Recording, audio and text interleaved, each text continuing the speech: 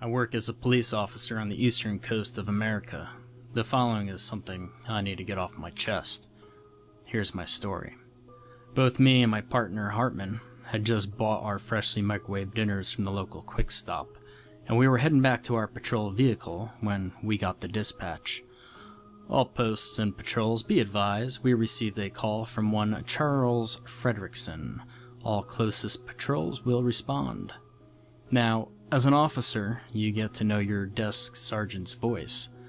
Bland and dull usually meant a nuisance call, whereas fast-paced and coupled with sporadic series of words meant an urgency. Her voice that night, well, it was unfamiliar from what I was used to. She sounded confused and stayed vague. Time to put our game faces on. I heard a voice perk up next to me. That enthusiastic tone could only belong to Hartman, my partner. Both him and I were fairly new to this police thing. To give us credit, we've been on the force for a little over a year. Though, sadly, time doesn't change whether or not you're fresh blood, only experience can do that. I glanced over at him before jogging over to our vehicle and shouting, "Yeah, I think address is out in the swamps. Go ahead and pull up a map and tell me where to drive."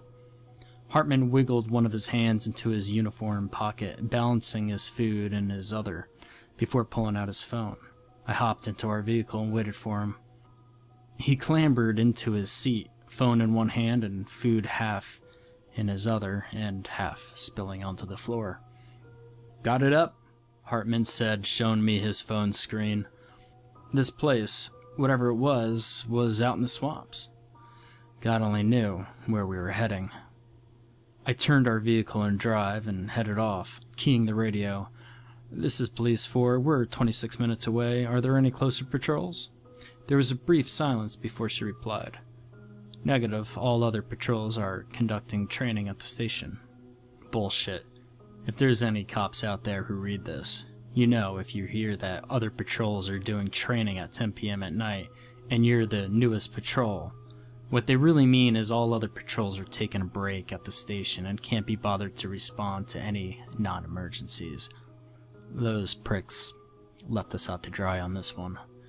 I swallowed my annoyance and responded, "I copy. What's the emergency?" Once again, another pause. "Have your partner call the desk?" Her tone seemed off again. Whatever this was had weirded her out. After Hartman was done shoving his food into the back seat, he made the call. "She's saying she got a call from someone named Charles Fredrickson. He seemed erratic and fidgety. He said he wanted the government to come and talk to him. She's got no idea what that meant, just for us to be careful and keep in touch." As I headed away from our suburbia and into the boonies, I couldn't shake the feeling that something was wrong. The night air seemed unnaturally heavy and boggy. I'll grant the fact that we were heading closer to the swamps as an explanation, but sometimes you know when things aren't right. A few minutes down the forested and empty road, Hartman spoke up. "At the next fork in the road, take a right." The way that would take us led straight into the woods. Swamp and marshland engulfed the land out there. Even the trees had somewhat submerged into the bile that made up the wetlands. Any hope for a walkway, bikeway, or boatway was not existent this far down. The only bridge from us to our destination was the unkempt and dirty old road that we found ourselves on. My eyes took a venture out the window to verify my thoughts, and they of course confirmed that had nothing but pitch-colored darkness lay outside our doors. Our headlights were the only sign of life in the abyss of blackness that had surrounded us. I tried to shake off the creep that started forming down my spine and shifted my focus into driving. Then Hartman spoke up. "Hey Morgan, you think it's a bit weird that there's no lights up ahead? We're going to a residence, right?" I bit the inside of my cheek. A bad habit that I could never break. I could only answer him with a shrug. Our journey continued in silence until the distant sound of thunder echoed through the void around us. All I could think of was how the sound of nature was better than the soundless emptiness we had found ourselves in. "It says we'll be reaching the end of the road in about a minute," Hartman chimed. He was pressed against his window, squinting his eyes, trying to see our destination approaching. I joined him in his search and reduced my speed. I prayed I wouldn't launch myself off the road right into the murky water next to us. It was because of that thought that I slowed down drastically, and thankfully so. I almost didn't see the house crop up right in front of us. No, actually, house isn't the right word. It was a manor. A large stone mansion surrounded by swamplands and out in the middle of nowhere. "What the hell is this place?" Hartman asked next to me, arching his head upwards, trying to judge the mansion's size. The first few specks of rain began to hit our windshield. "I don't know. I never knew a place like this existed out here," I mumbled while gazing at the stone structure in front of us. Eventually, Hartman and I gathered up the courage and stepped out of our vehicle. When we closed our doors, the sound exploded infinitely outward into the silent marsh. Immediately, we turned on our flashlights, the beams of light being the only haven we felt. We aimed them toward the residence, and immediately something about the house was off. "Morgan, where are the windows?" I felt his words slither down my spine like a frozen snake. He was right. There were no windows. No windows, no cars, only a single massive red door at the entrance. "Let's circle around back and see if we can find something," I suggested, letting my teeth scrape the inside of my cheek again. Every fiber of my being wanted to call backup, but there was no way in hell I'd risk waiting. Everyone, especially cops, have this danger sense that goes off in bad scenarios. That sense was buzzing hard right now. The rain began to fall harder, drenching us in thick, humid air. Hartman volunteered to look out back behind the house for any other windows or doors. He came up empty-handed. "No sounds or signs of life," he said quietly, barely audible above the rain, as bad feelings go. "This place is a motherlode." I nodded in response before radioing into the desk. And, this is when shit gets weird. If you try and use a radio that's out of range, it beeps loudly and won't let you make the transmission. That didn't happen. Our words went through, but we got no reply. Well, no real reply anyway. In response to us, we heard the constant sound of static come over the radios, signifying that something was blocking us out, keying the transmissions from everywhere but that source. We tried to go to our secondary means of communications, our phones. They were, of course, out of service. I wanted to hop back inside our patrol vehicle and wait for backup, but that could take upwards of an hour or more without us radioing it in. Besides, someone made a call to us. Someone was inside that bricked-up building, and we needed to at least knock and see if they were okay. So, me and Hartman agreed to at least walk up to the door and see if anyone inside would answer it. We crept toward the door, stepping on the wooden and dilapidated stairs of the porch on our way up. I knocked on the wood, trying to be louder than the thunder that began to sound in the skies above us. Hartman clutched his sidearm. No response. I knocked again, and we waited. 10 seconds went by and nothing. 10 more and silence. I was on my last 10-second count when we heard the gunshot. One loud pop echoed just barely through the thick wooden door. Police procedure for an active shooter involves rushing inside, heading straight to the threat and neutralizing it. That's what we tried to do.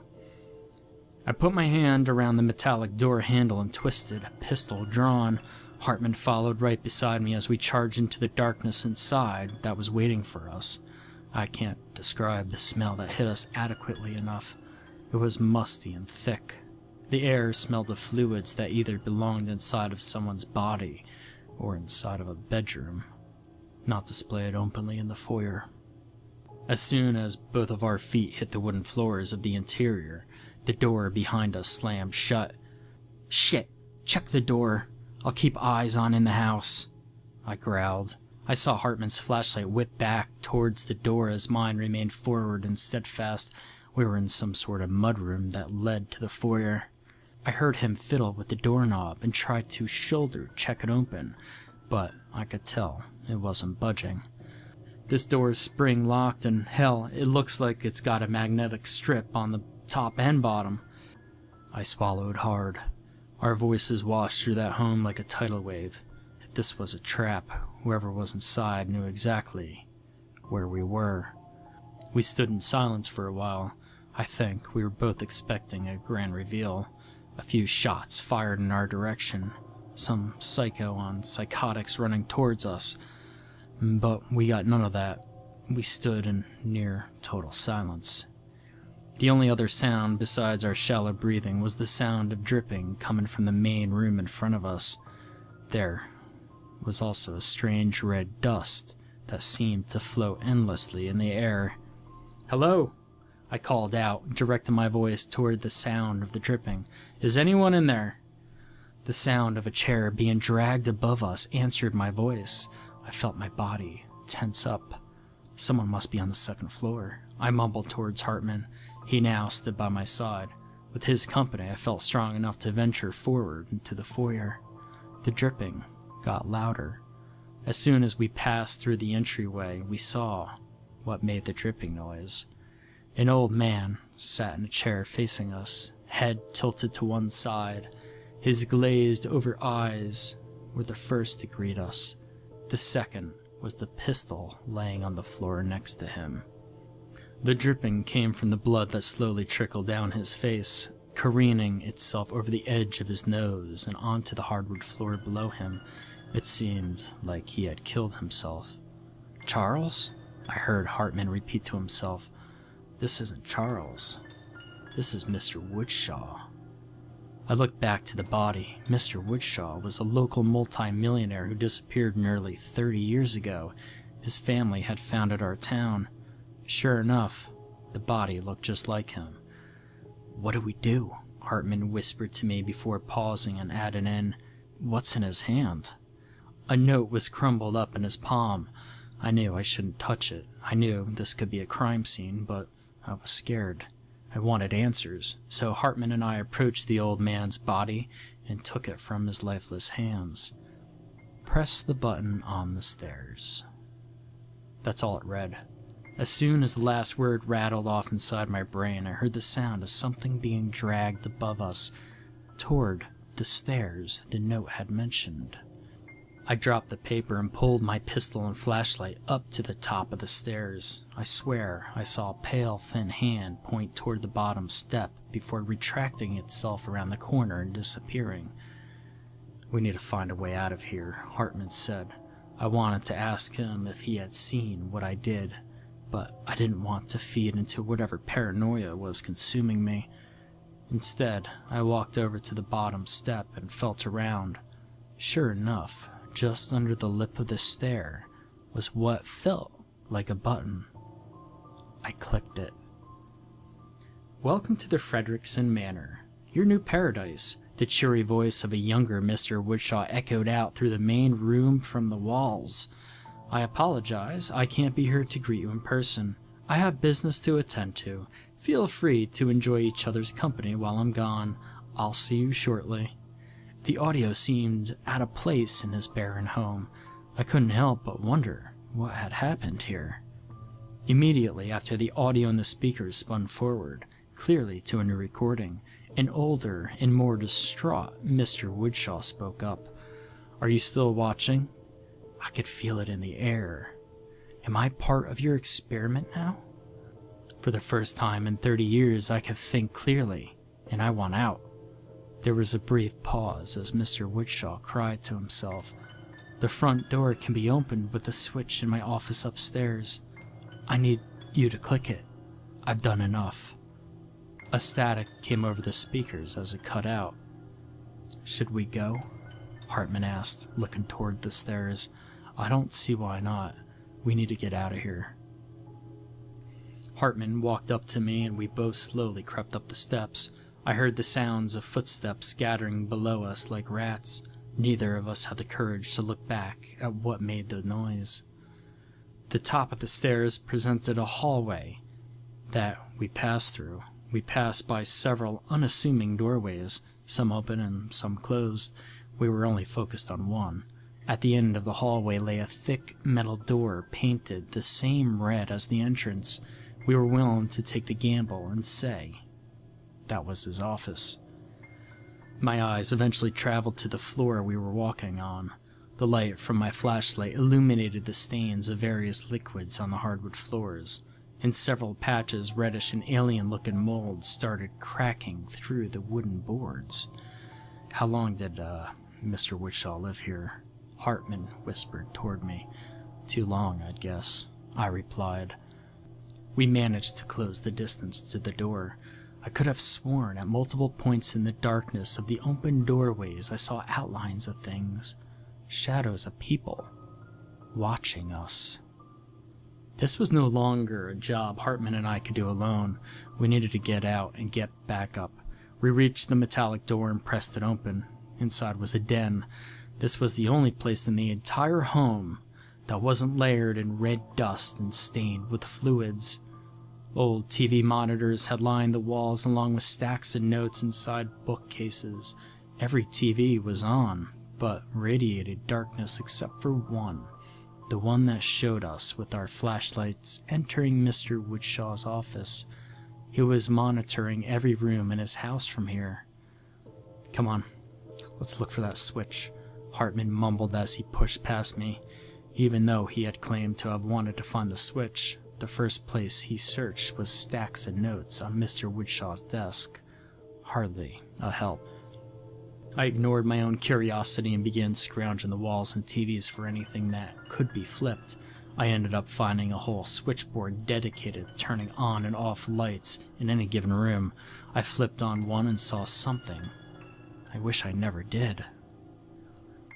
There was a small storage room filled with the bodies of infants. Some bones, some decaying, but none fresh. I suppose that was some sort of respite. I quickly flicked the light switch back off before doing a double take. I thought I had briefly noticed that someone was standing in the corner of that room. I flicked the light back on, and sure enough, there she was. I don't know if calling her a person would be respectful to the rest of us or not. I know how that sounds, but a person has something to them, something more. This thing, pale as pale can be, just stood there, staring at the dead children. Her face seemed pleased in a strange way. Pleasured. It was when I noticed her hand placement over her groin that I flipped the light back off. Who the fuck could do that to dead children? I flipped another switch and saw a bedroom. A dead woman lay naked and abused on a bed as several men stood next to her, faces staring into the camera and genitals fully exposed. Their faces were contorted in a feral grin, the sides of their mouths crumbling from dehydration. I flipped the light off and tried one more room, a chapel. Inside was a full congregation of people. All were silent and still as the grave, just like all the others. They sat in pews and stared forward at the podium. The red dust flowed free in this room, obscuring almost every detail. I tried hard to see the images painted on the walls, but couldn't make out what they meant. "Jesus," I heard Hartman mumble, breaking my gaze. He had placed his hands over his mouth in disgust. I looked back to the screen to see the whole congregation now standing on their feet. Their heads were twisted toward the camera in disgusted snarls. Before I could process what was happening, they began to sprint out of the room. From the hall outside, I heard the sound of doors being slammed open and footsteps clamoring toward our direction. I heard the sounds of dozens of feet sprinting towards us. I ran to the door and braced it shut. I looked for a lock, but instead I noticed a magnetic strip above my head. "Hartman, is there a way to lock this door?" I yelled as a thud hit the other side of the metal behind me. Hartman looked up from the notes and saw me plastered against the door. He quickly understood what was happening. He scrounged the desk for a switch as another body slammed against the metal, pushing me forward. "Hurry!" I screamed, my voice shaking. I got it! Hartman shouted from under the desk. I felt the door slam and seal behind me. I took several deep breaths and fell to my knees. "What was that?" he asked. I shook my head in dismissal and pointed to the TV monitors. Hartman rushed over and flipped on the hallway light. With a quick gasp, he flipped the light back off. "What the hell are those things?" he asked. I shook my head. "I don't know." "Morgan, some of those things shouldn't be moving." I said, "I don't know." I felt my voice rise in anger. Then there was a silence. Even the other side of the door was just as quiet as it had been when we entered. "I'm going to read more. Maybe it'll tell us something. I could use your help." He tossed me some files off Mr. Woodshaw's desk and continued reading. I flipped through the notes. I don't know how to explain what I read. This place, this home, it was never meant to be a real home. Woodshaw built it to experiment with people. He called it the Pleasure House. He invited people from all over the country for a week's visit, fed them a feast every night, gave them whatever they wanted, provided the most extreme entertainment, including murder, and dealt with whatever responsibility that popped up for the guests. These people were free to leave whenever they wanted. They never did. They became addicted to this lifestyle. All fun, no responsibility. The most disturbing activity was what they did when they became pregnant. They'd give birth and toss the baby into a room to die. That doesn't even get into all the rapes and murders that happened here. Hell, even the servants who brought the food every day fell into the madness and joined in. Without food being brought, and these things ended up eating each other, living in darkness and becoming feral. It was at this point Woodshaw locked them up. For 30 years they've lived here. Some of these people are generations down from the original guests of this house. God only knows how they survived. There was also a mention of some sort of drug that they filtered in through the air ducts. Who they are, we never found out. Some sort of affiliate of Woodshaw's that were interested in this experiment themselves, we'd guess. Now, if the guests' choices were due to the extreme freedoms without responsibilities, or from the drug in the air, I couldn't say. But these things, they weren't like us anymore. That much I knew. For the next half hour, Hartman flipped through notes with me. He continued to seem more and more distant with every page. Finally, he just slammed the stack of papers in his hand down and reached under the seat of Mr. Woodshaw's chair. I heard a switch flip. I heard the sounds of pattering footsteps running off down the hall from behind the metallic door. For 30 minutes those things stood in darkness, not making a sound while waiting for us. I couldn't imagine what would have happened if we opened the door sooner. "What did you do?" I asked him. "I opened the front door," he said, his tone emotionless. "We can leave." "But what about those things?" I asked. Hartman's features were frozen. "They left." It took some coaching, but eventually Hartman talked me into leaving. We walked through the empty halls once again. This time, no shadows moved in the darkness. Mr. Woodshaw's body was gone. I'm not sure if those things took him, or if he was never dead. I tried not thinking about it. The storm outside had passed, leaving the swamp's water risen. The thin road now would barely be able to fit our patrol vehicle, but we made do. As soon as we made some distance away, our radios began to work again. We called in for the casualties at the house, and dispatch told us to go back to the scene. We declined. They weren't too happy. What haunts me about this, that there was only one road leading away from that house, yet we didn't see one of those things on the path. The only other way across was the swamp, and imagining them lurking off the side of the road as we drove past gave me chills. To be honest, the main reason I'm bringing this up is the fact that crime has risen in our town, and not the normal stuff either, but hard stuff, rapes, murders. Not one victim that managed to survive knows who the attackers were, just that they grinned the whole time and looked like they had never seen sunlight. I'm worried that Hartman and I are the reason these people are getting hurt. The federal lawmen are becoming increasingly interested in our town, and before they made us local guys shut up, I wanted to release what I knew.